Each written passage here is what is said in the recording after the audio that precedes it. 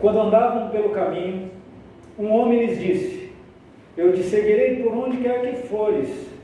Jesus respondeu: as raposas têm suas tocas e as aves do céu têm os seus ninhos, mas o Filho do Homem não tem onde repousar a cabeça. Ao outro disse: siga-me. Mas o homem respondeu: Senhor, deixa-me ir primeiro sepultar meu pai. Jesus lhe disse: deixe que os mortos sepultem os seus próprios mortos. Você, porém, vai e proclame o reino de Deus. Ainda outro disse: vou seguir-te, Senhor, mas deixa-me primeiro voltar e despedir-me da minha família. Jesus respondeu: ninguém que põe a mão no arado e olha para trás é apto para o reino de Deus. Que Deus abençoe a sua palavra e a nossa meditação nesse momento. Amém. A essência do chamado de Cristo, chamado que um dia foi dirigido a mim e a você, a cada um de nós que aqui estamos, não foi para simplesmente sermos membros de igreja, mas para sermos discípulos de Jesus. Quando Jesus esteve entre nós, ele nunca encaminhou uma pessoa para uma igreja sequer, nunca. Mas ele a todos, sem exceção, convocou para serem discípulos seus, para seguirem no discipulado. Portanto, é uma grande tragédia, e eu digo uma grande tragédia para a vida cristã, tanto para a vida cristã como para a igreja, quando pessoas acham que é suficiente simplesmente ter o seu nome no hall de membros, que é suficiente participar da liderança de uma comunidade, suficiente ter o seu nome alinhado na história daquela comunidade ou daquela igreja, contando com o seu pai, seu avô, seu bisavô. Eu ousaria até dizer o seguinte: pessoas que aderem à igreja sem ter assumido o discipulado de Jesus, eu diria que tendem a olhar para a igreja e pensar nela apenas a título de benefícios que essa comunidade pode lhes prestar, serviço que ela pode lhes proporcionar. Normalmente são pessoas com pouca disposição para o serviço, para dedicar-se ao outro, para abrir-se no serviço da comunidade. Eu não estou dizendo aqui, antes que gere alguma confusão, que a igreja não tem importância, mas as coisas devem seguir a ordem correta.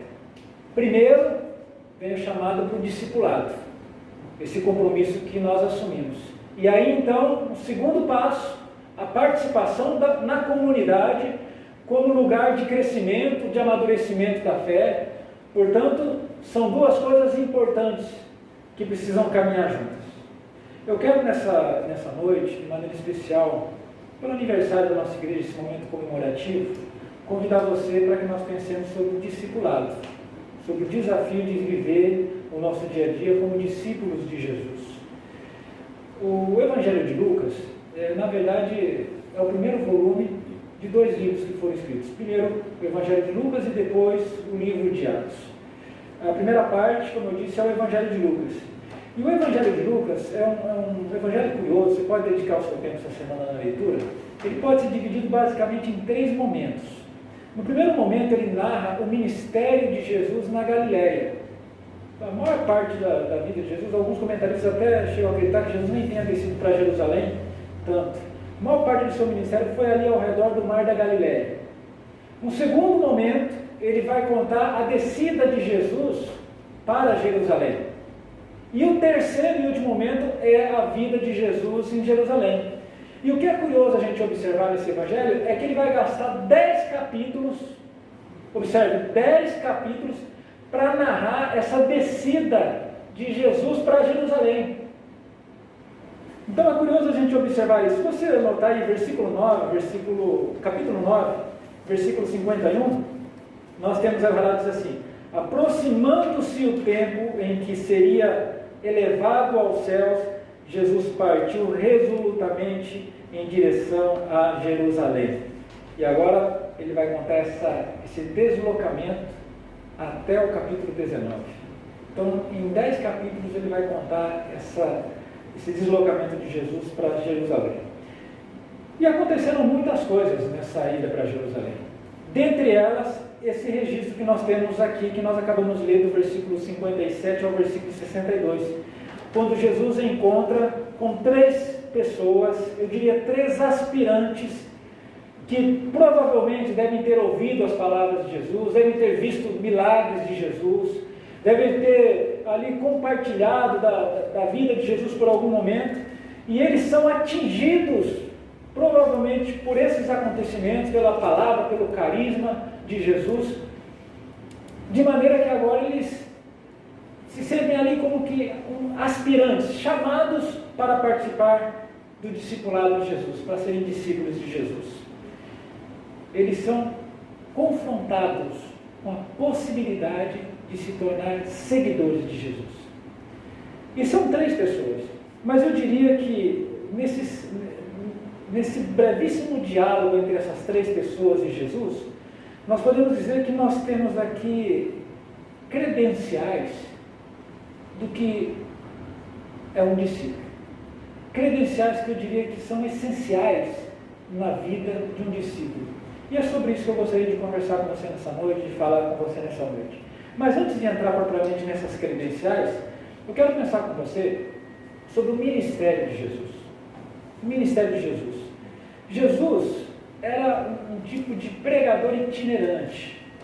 Era um pregador que passou a maior parte do seu ministério naquela região da Galileia, nas proximidades do mar da Galileia.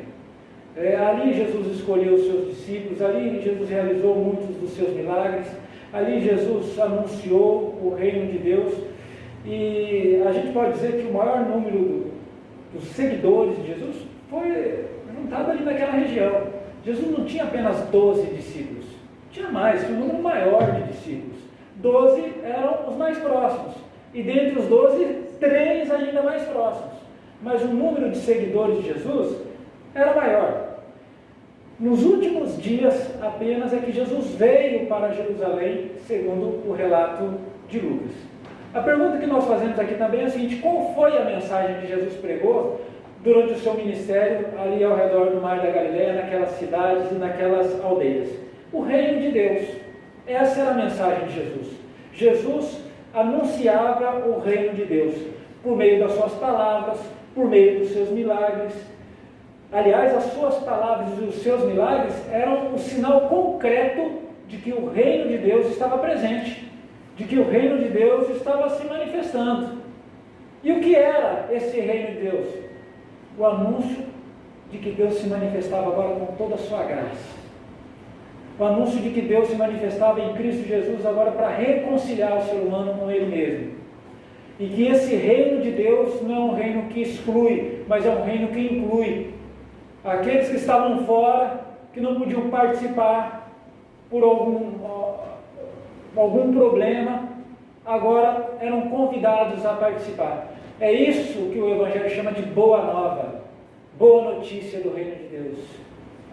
Aliás, se você observar no capítulo 4 aí de Lucas, voltar algumas páginas, quando Jesus iniciou o seu ministério, capítulo 4, versículo 18, ele vai à sinagoga de Nazaré, lhe dão um rolo do profeta Isaías, e ele então lê: o Espírito do Senhor está sobre mim, porque Ele me ungiu para pregar boas novas aos pobres, Ele me enviou para proclamar a liberdade aos presos e recuperação da vista aos cegos, para libertar os oprimidos e proclamar o ano da graça do Senhor. Versículo 20, então ele fechou o livro, devolveu ao assistente e assentou-se. Na sinagoga todos tinham os olhos fitos nele, e ele começou a dizer-lhes, presta atenção, hoje se cumpriu a escritura que vocês acabaram de ouvir.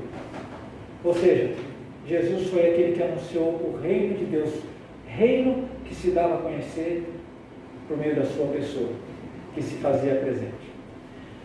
Pois bem, foi o ministério de Jesus. E aí nós podemos perguntar pelo ministério dos discípulos, dos seguidores de Jesus. Jesus anuncia o reino de Deus, mas não faz sozinho.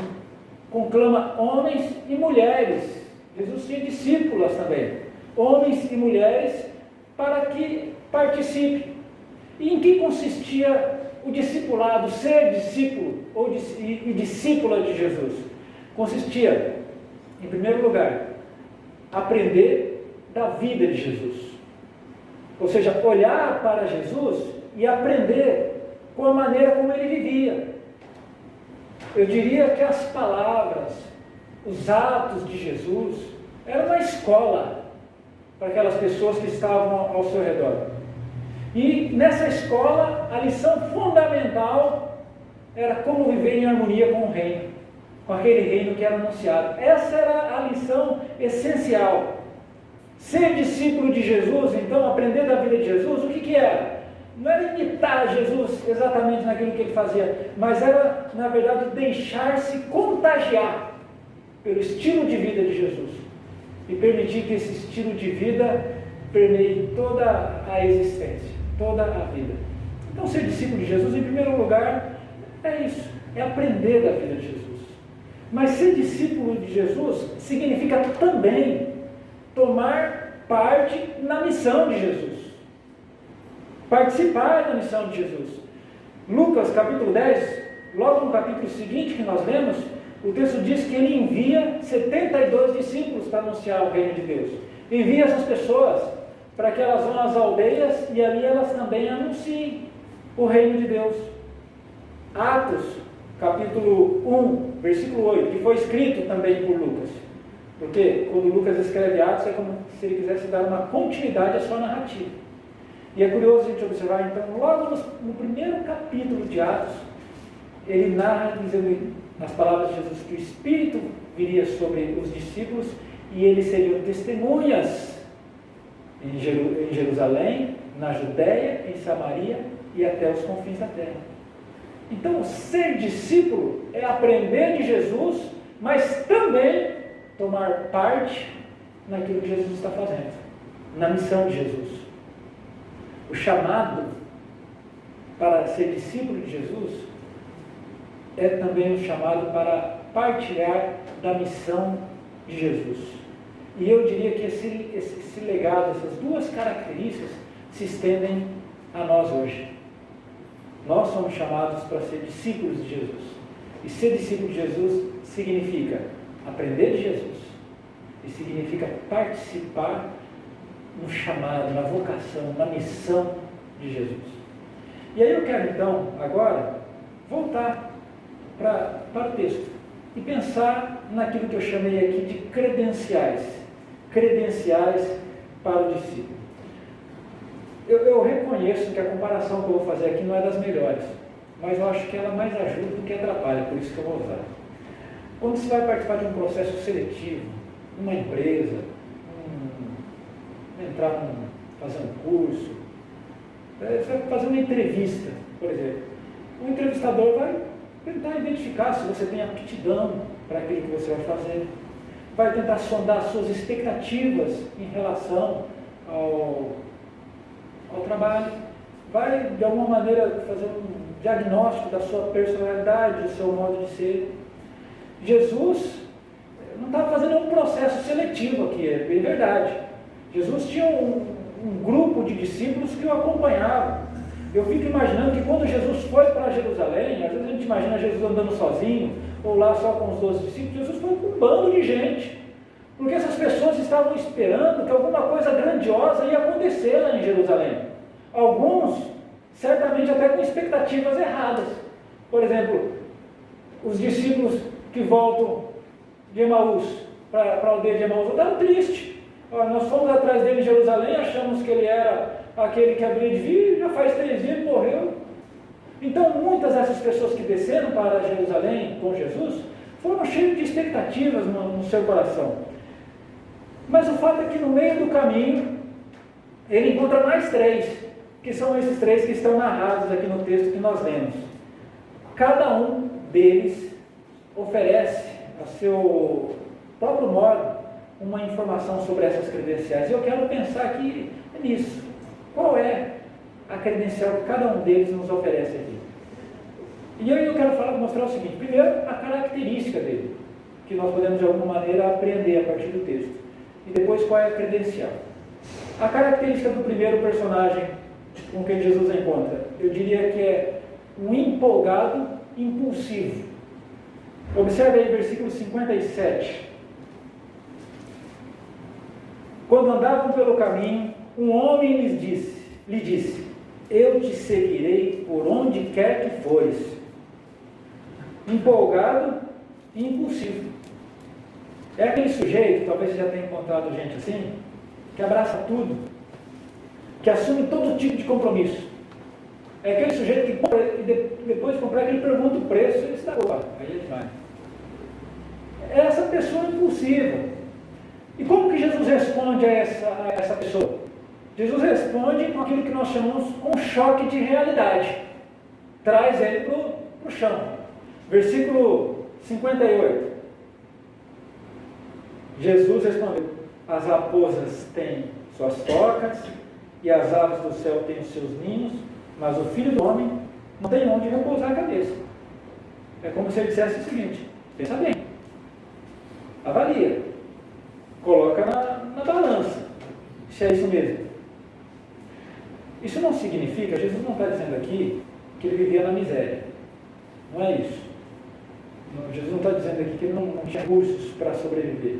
O que Jesus está querendo mostrar para esse aspirante a discípulo é que a vida de Jesus era uma vida imprevisível. Das várias cidades que ele passou na Galileia, foi expulso, outras não foi bem recebido, até em Samaria. Em Samaria ele não foi recebido porque perceberam que ele estava indo para Jerusalém. Então o que ele está colocando aqui para esse aspirante é o seguinte, olha, você acha que a minha vida é boa? O que eu encontro pelo caminho é oposição, é perseguição, é desconfiança, é ameaça. Pensa bem. Você veio aí todo empolgado, avalia, pensa bem. Em outras palavras, Jesus está dando aqui a primeira credencial. Qual que é a primeira credencial do discípulo? Uma visão adequada do discipulado. Tem que ter uma visão adequada. Colocar as coisas na balança. Quando nós assumimos o discipulado de Jesus, a conta que nós fazemos não é quanto eu vou ganhar, não é o que eu vou ganhar, mas é o que eu estou disposto a perder, se preciso for. O que eu estou disposto a abrir mão. Então, a primeira credencial necessária para o discípulo é uma visão adequada do discipulado. A segunda personagem também nos ensina. Eu classifiquei esse segundo personagem como disposto, mas comprometido. Talvez eu poderia substituir a palavra comprometido aqui por ocupado. Observe esse versículo 59.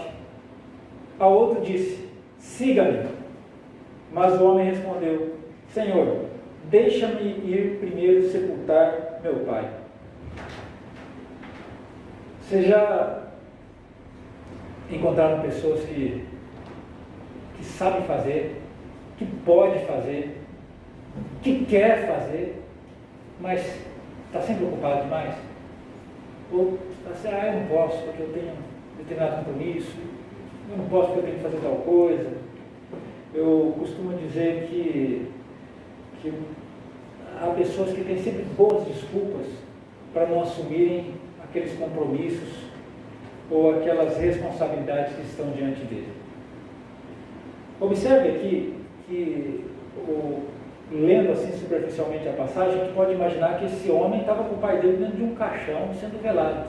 E ele pede então a Jesus a oportunidade de sepultar o pai. Mas não é disso que se trata.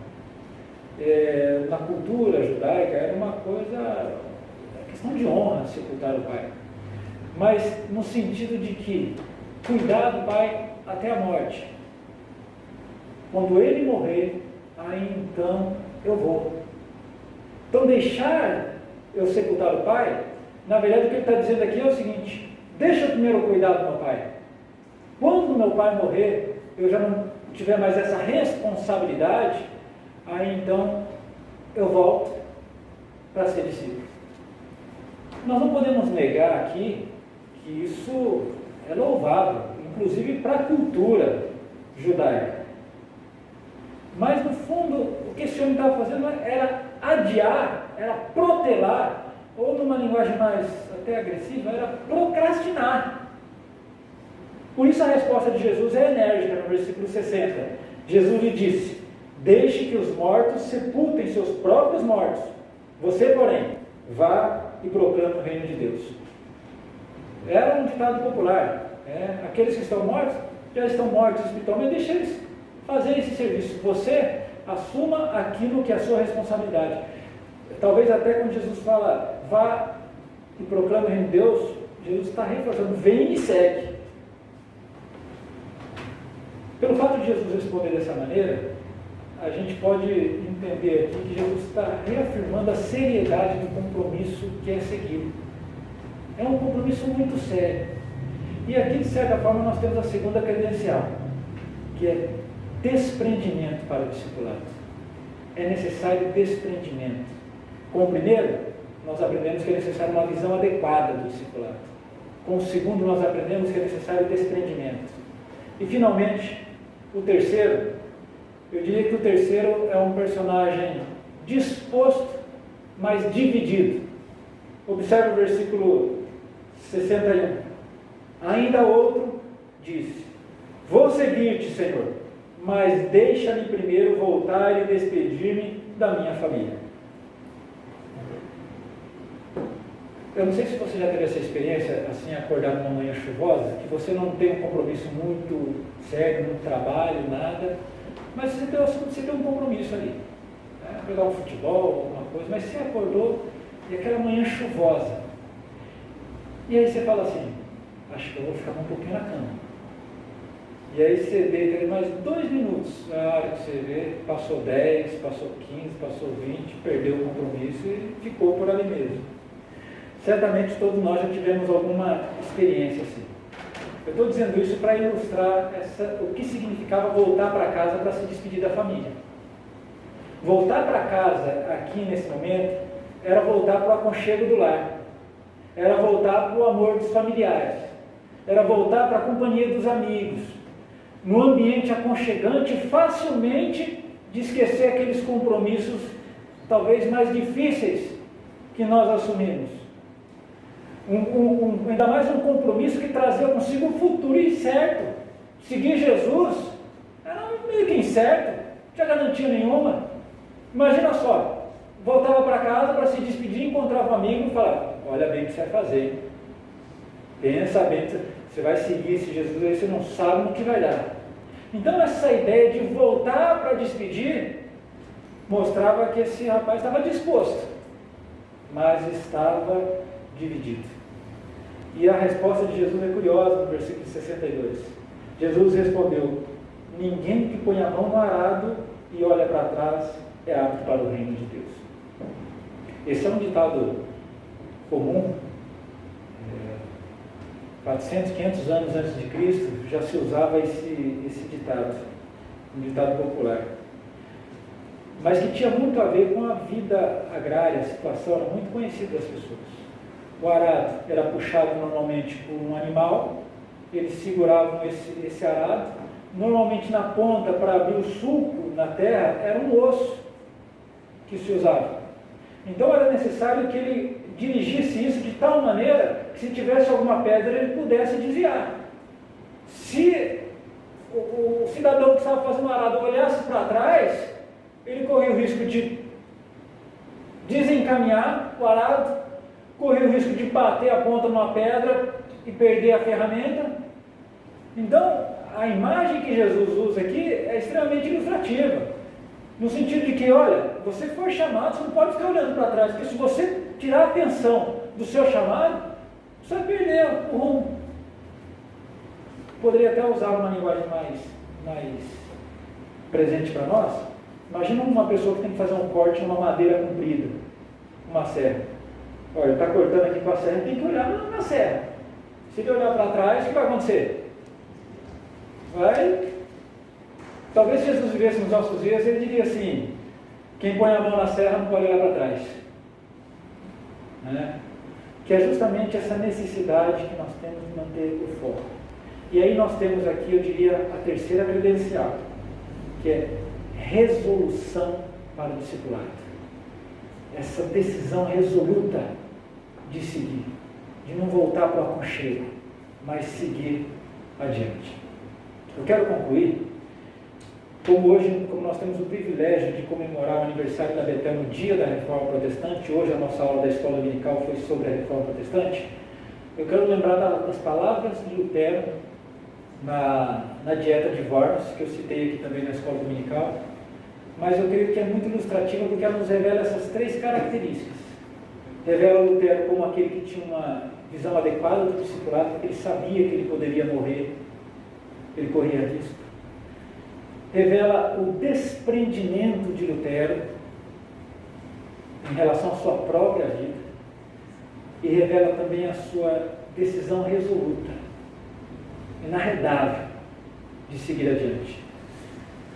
Quando Lutero foi levado diante dos príncipes, do clero, de pessoas que tinham poder de vida e morte sobre ele, então exigiram que ele se retratasse de tudo aquilo que ele havia escrito, que ele jogasse tudo aquilo fora. Lutero, embora soubesse do risco que corria, respondeu com as seguintes palavras: a menos que possa ser refutado e convencido pelo testemunho das Escrituras e por claros argumentos, minha consciência está cativa à palavra de Deus. Não me retratarei, pois é inseguro e perigoso fazer algo contra a consciência. Esta é a minha posição. Não posso agir de outra maneira. Que Deus me ajude. Amém. Essa foi uma atitude de alguém que assumiu o discipulado de Jesus e levou esse discipulado às últimas consequências. Como eu disse no início,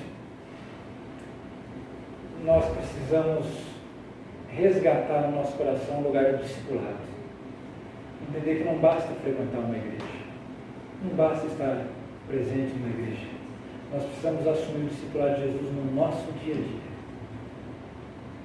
E depois de assumir o discipulado de Jesus no nosso dia a dia, a comunidade de fé, a igreja, é aquilo que nos ajuda, nos fortalece, é aquilo que nos revigora para que nós continuemos isso.